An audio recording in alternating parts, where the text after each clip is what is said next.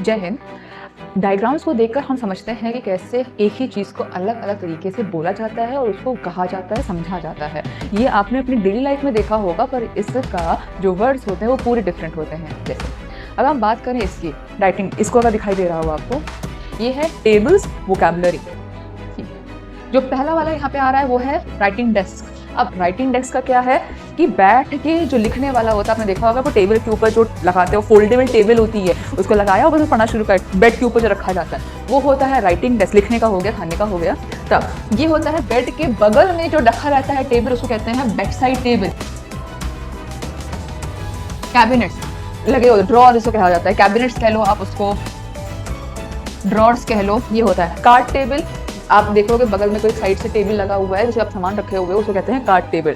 Conference table अलग होती है, डाइनिंग टेबल अलग होती है। अगर यहाँ पे आप देखोगे तो ये है कॉन्फ्रेंस टेबल। अब कॉन्फ्रेंस टेबल में जहाँ पे एक से ज़्यादा सीट्स लगी होती हैं वहाँ पे, और मान के चलो कि लगभग 4 से ज़्यादा की सीट्स लगी होती हैं और आपस में डिस्कशन हो रहा होता है। ऑफिस टेबल में भी इसको कॉन्फ्रेंस टेबल लाया जाता है।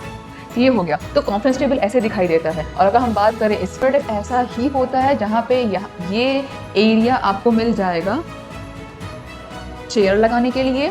ये पूरा टेबल टॉप होता है, एक होगा ड्रॉर और एक होगा कैबिनेट्स। इसको कहते हैं कैबिनेट्स, मैं बता दूं, और इसको कहते हैं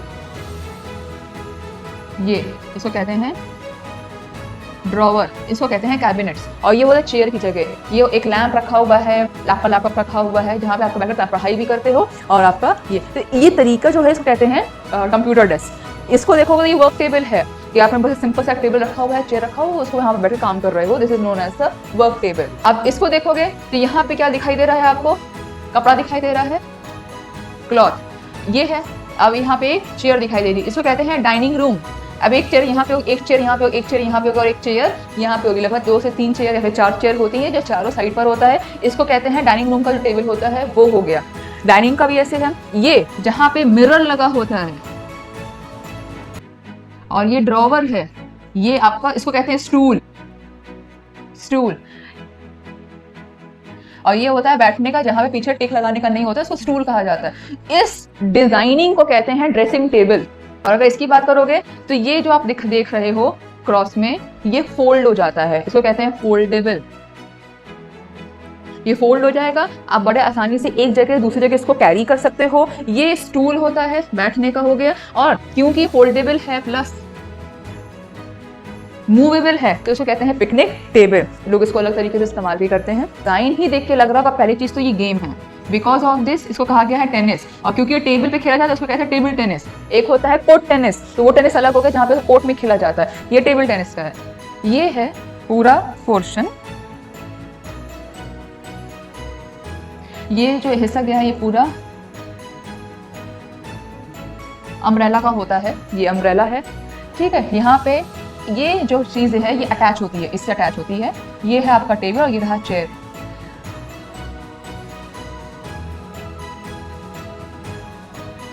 इसका कॉन्सेप्ट लाया गया था ओपन रूफ का, जहाँ पे अम्ब्रेला लगा हुआ है, चाहे बरसात हो रही हो, धूप हो, आप बाहर बैठ के खा सकते हो, बाहर बैठ के रिलैक्स कर सकते हो। ये ओपन रूफ का बड़ा अच्छा कॉन्सेप्ट आया था जब ओपन रूफ कैफेज थे, ओपन रूफ रेस्टोरेंट्स था, कि बस अगर धूप है भाई आप अम्ब्रेला ओपन कर लो और वहाँ पे आप चेयर लगा लो। ये टेबल है, यहीं पे आपको अलग खाना सर्व किया जाएगा, यहीं पे आप बैठोगे और अगर बगल का जो व्यू होगा आप उसका मजा ले सकते हो। तो ये जो कॉन्सेप्ट आया था उसको पैटियो टेबल कहते थे, जहाँ पे ये जो अम्ब्रेला है इस पे अटैच रहता है।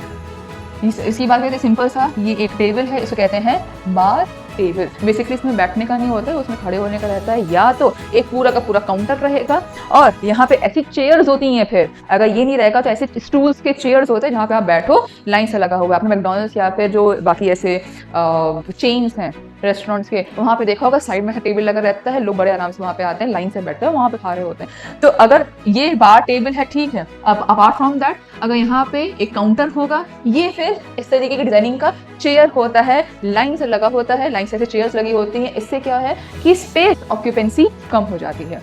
तो ये कुछ डिजाइनिंग के कॉन्सेप्ट्स हैं जो लाए हैं आपके सामने। और अगर हम इसकी बात करें तो ये बहुत ही छोटा सा प्यारा सा है एंड टेबल का ये रहता है, कहीं भी छोटा सा कोना होगा वहाँ पर इसको रखो तो ये सामान रखने का काम आता है। यहाँ पे सामान रख लिया, ऊपर टेबल बन गया, तो इसके पास फ्लावर पॉट रख सकते हो, कुछ भी रख सकते हो जो आपके काम का होगा।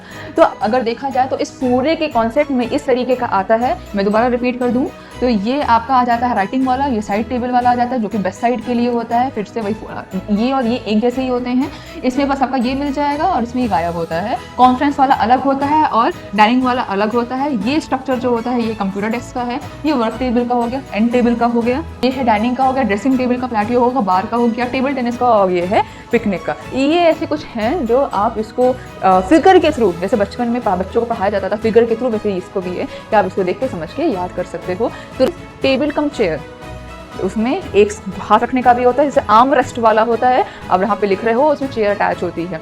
तो कई सारे मॉडल्स है, कई सारे डिज़ाइन है। ये कुछ ऐसे डिज़ाइन है जिसके बारे में डिफरेंशिएशन आपको होनी चाहिए, या कि पर्सनैलिटी डेवलपमेंट में बहुत हेल्प करता है। ऐसे ही नेक्स्ट बहुत ही मज़ेदार ऐसे क्लासेस के लिए टाइम वॉरियर्स अकेडमी। जय हिंद।